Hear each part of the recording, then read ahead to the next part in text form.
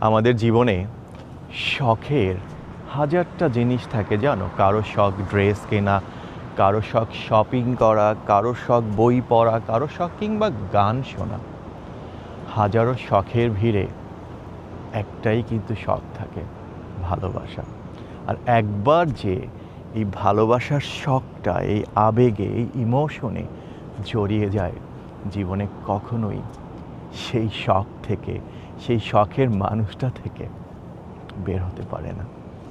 তাই ভুল করে থাকলে চেষ্টা করো যতটুকু সম্ভব সেই শখের মানুষটাকে শখের জায়গায় রেখে নতুন করে জীবনটা শুরু করতে।